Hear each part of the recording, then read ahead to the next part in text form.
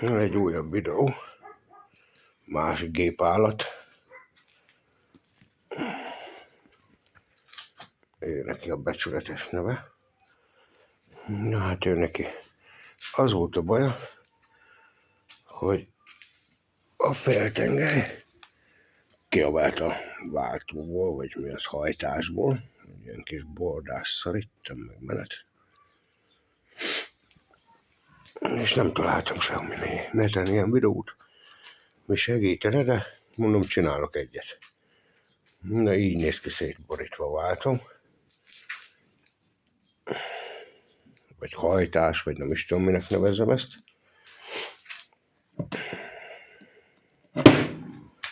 Ugye ez a nagy fogas kerék jön bele ide. És akkor ez ennek a diffie. Ide jön bele a féltengely.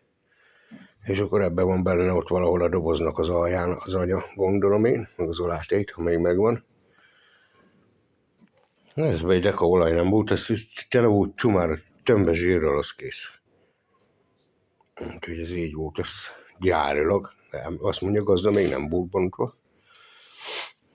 Most jön még, ezeket a csavarokat kiszedem. Ugye le kell vegyem a diffit, hogy vissza tudjam belefogatni a féltengelyt, mert így nem tudom rátenni az agyát, bárhogy is szeretném.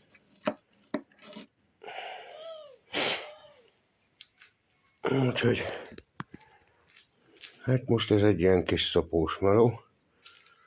Elmosogattam, mondom, hogy 2 liter benzint vele. Ja, meg még van neki egy olyan gondja, hogy ez a gépállat, ez ilyen variátorhajtásos. Itt van neki a variátorja. És ez olyan csapágyas, mint az állat. Úgyhogy még ezt is ki kell bontanom. Ez az alja, ez meg a teteje a váltónak.